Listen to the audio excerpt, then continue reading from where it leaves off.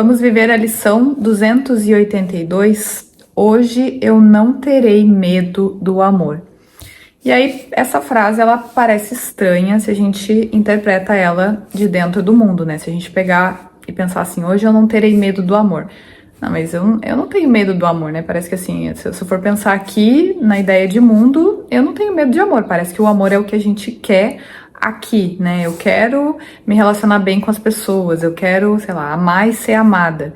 Então parece que a gente não tem medo do amor. Só que esse amor que está sendo trazido aqui, tanto esse medo quanto esse amor, não tem nada a ver com o mundo, né? Porque no mundo não existe realmente o amor, né? O que é chamado aqui de amor é só uma forma em que há uma ressonância de crenças, uma resolução de crenças um para o outro, né? Aquilo que chega até mim faz o que eu quero, faz o que eu espero a partir do que eu penso que é bom para mim. Então, eu julgo aqui que tem coisas que eu gosto. Então, pessoas que fazem aquilo que eu penso que eu gosto como um indivíduo, então eu amo. Então, a gente chama de amor.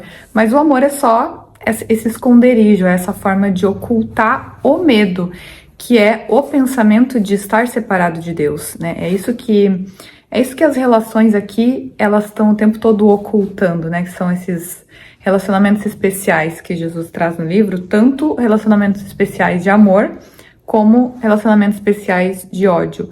Tanto um quanto o outro estão o tempo todo ali enfatizando que há indivíduos, enfatizando que tem partes separadas. Então, quando é trazido aqui na lição, né, hoje eu não terei medo do amor, essa consciência sendo convidada a parar de dizer que ela é uma coisa separada de Deus, é parar de dizer e enfatizar que ela tá à parte, que ela tá longe, que isso é distante.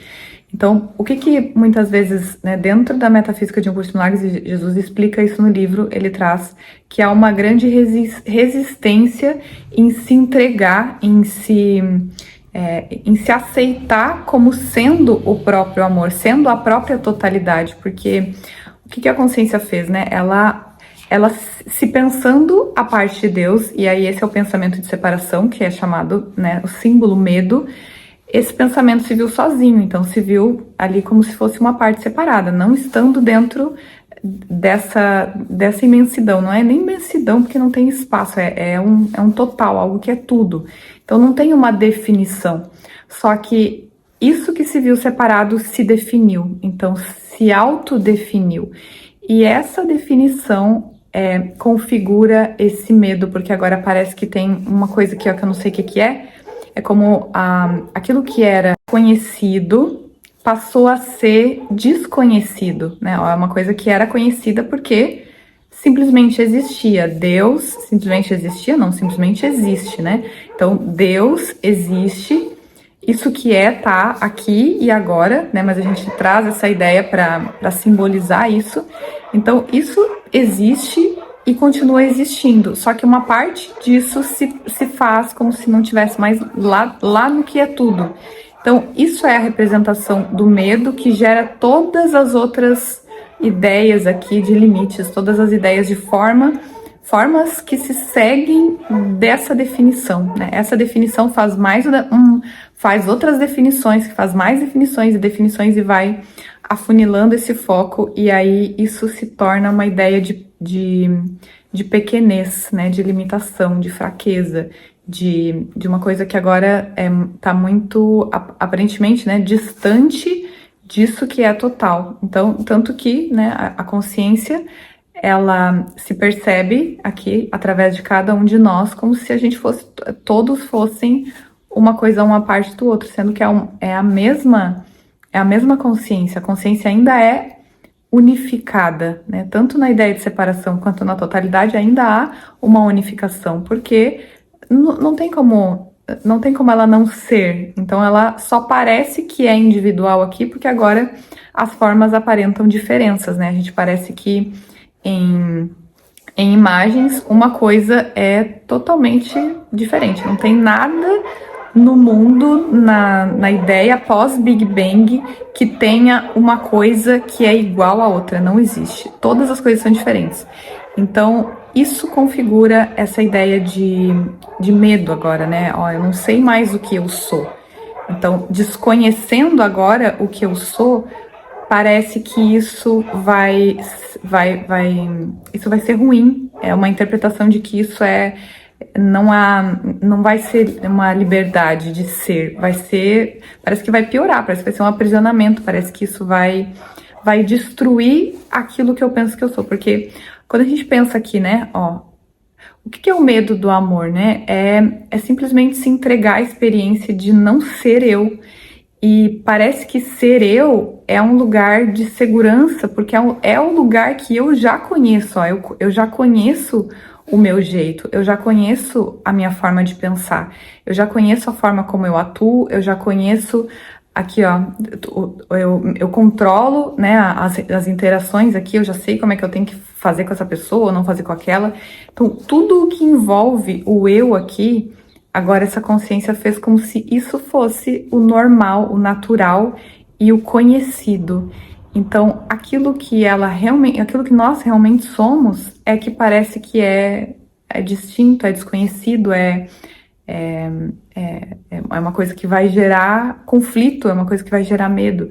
Então, essa entrega, né, do desfazer-se de si mesmo, tem que ser mudado isso. Por isso que essa lição é trazida, né? Hoje não terei medo do amor, hoje eu não terei medo de me reconhecer a imagem e semelhança de Deus, eu não terei medo de assumir eu sou a totalidade, eu sou Deus, né? Eu sou um com Deus.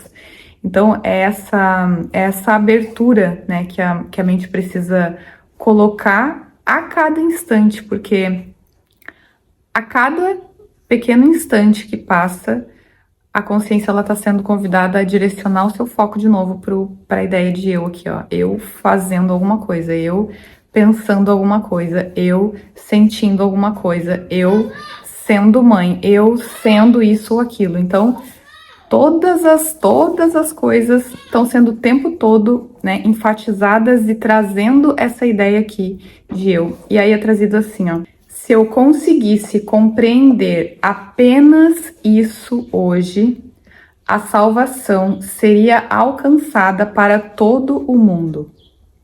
Essa é a decisão de não ser insano, de me aceitar tal como o próprio Deus, meu Pai e minha fonte me criou. Essa é a determinação de não adormecer em sonhos de morte, enquanto a verdade permanece eternamente viva na alegria do amor. E essa é a escolha de reconhecer o ser que Deus criou como o filho que Ele ama e que continua sendo a minha única identidade. Então, ele está falando, essa lição fala dessa determinação, né? Eu preciso colocar uma determinação, porque para o que a gente está determinado aqui o dia inteiro? Eu estou determinada, né? A consciência está determinada a confirmar que desde a hora que acorda, eu sou esse corpo aqui, eu sou esse corpo, eu tenho que cuidar desse corpo, eu tenho que alimentar esse corpo, eu tenho que colocar esse corpo para fazer coisas, eu tenho que cuidar de outras pessoas, né? Outras pessoas dependem de mim, eu preciso colocar esse corpo aqui para trabalhar, para fazer isso, para fazer aquilo, o tempo todo, ó, eu sou isso aqui, essa é a minha vida, essa é a verdade sobre mim, e essa é a verdade sobre tudo, né? Colocando aqui num contexto geral. Então, o que é a reversão disso, né? A reversão disso é usar cada uma dessas tarefas, cada uma dessas coisas, para não se ver existindo dentro dessas coisas. Porque uma coisa é a gente tá fazendo uma determinada coisa, e aí, né, pega um exemplo aí da tua experiência, né, tu tá, sei lá, fazendo um trabalho, sei lá, vamos supor que você faça um trabalho manual, né, tu tá lá fazendo trabalho manual e tal, e aí ali tem uma identificação, ou tu tá decidindo se posicionar vendo essa imagem, fazendo aquela outra coisa que tem que ser feita ali, mas localizando a existência antes da imagem, antes da ideia de um eu ter que fazer coisa para vender, para sei lá o quê. Antes disso, o eu sou tá ali. É como esse lugar que fica ali e tu não se esquece daquilo, né? Esse é o convite para essa lição, ó. Hoje eu não terei medo de me reconhecer a imagem e semelhança de Deus. Então, eu vou fazer coisas aqui, ó, a partir desse lugar, a partir do descanso nisso. E aí, obviamente, aqui a gente vai começar a ver o que tá na frente disso, né? O que tá entre aqui, que fica colocando a percepção como se isso aqui fosse a existência, né? Vou trazer um exemplo que aconteceu agora há pouco, assim, uma pessoa me ligou e aí eu vi que eu já olhei aquilo, esses números que ligam pra gente, né? Eu olhei assim, já me deu já veio um lugar de desconfiança, como se, sabe, esses trotes, essas coisas assim, já várias vezes já me ligaram desses números que passam pra ir lá, e tu vai lá e faz um depósito, tá? Eles inventam uma história e te dão um golpe, né? E aí eu já vi aquela, né, desconfiança ali, e eu fui falando com ela, e ela falando sobre um celular que eu comprei e fiz uma devolução do celular. Só que até então, eu tava, assim, eu via a sensação ali, ó, de, assim, tem uma coisa que pode me acontecer aqui, ó, tem uma ameaça, assim, eu comecei a perceber durante a fala, vendo esse lugar, assim, ó, e eu disse, nossa, olha o quanto tem aqui, né, a percepção de mais alguma coisa pode me acontecer, tem uma ameaça. Então, quando tem ali, né, uma disponibilidade ali, ó, para percepção corrigida, a gente começa a ver esses momentos que a consciência está identificada, e é justamente para isso que serve a atenção ali, ó, é para voltar o foco para onde está a existência, né, observar ali foi que eu me posicionei ali, né, vi o quanto, nossa, olha o quanto realmente, né, parece que tem uma interpretação aqui, ó, de desconfiança, e aí, essa desconfiança que é projetada para fora, que parece que eu tô desconfiando do outro, na verdade, eu tô desconfiando de mim mesma, de mim mesma como existência, ó, eu não confio que eu sou a imagem e semelhança de Deus, eu confio que eu sou esse lá de que não sabe o que é, esse que tá em dúvida, esse que pensa que alguma coisa, o tempo todo assim, ó, vai acontecer uma coisa, isso que é o pensamento de separação, eu tô sozinho, não sei o que vai dar, não sei o que vai ser, então alguma coisa vai me acontecer, e aí isso é reencenado aqui através desses momentos que a gente sente ali, experimenta, né, essa tensão, esse lugar de, ai meu Deus, alguém vai falar alguma coisa pra mim, ou, né, tá o tempo todo assim, ó, num senso de perigo. Então, é para isso que serve, né, pra gente observar esses momentos e não negar eles, não querer sair correndo deles, porque querer sair correndo deles é automaticamente dizer, eu sou isso, eu acredito que eu sou isso. Porque a gente precisa ver o quanto a gente acredita que é uma individualidade, o quanto a gente acredita que isso aqui é a existência e que a gente está existindo separado um do outro e de Deus. Eu preciso ver justamente para poder fazer essa mudança. Senão, não tem. É por isso que se chama mudança de percepção de existência, né? A gente já não está se vendo como Deus. A gente tem que observar as nossas intenções, as nossas vontades, as nossas interpretações de separação, para a gente voltar o foco para Deus, para a gente voltar aqui e lembrar que essa não é a existência, né? Esse medo, essa ideia de separação nunca aconteceu, né? É só uma interpretação.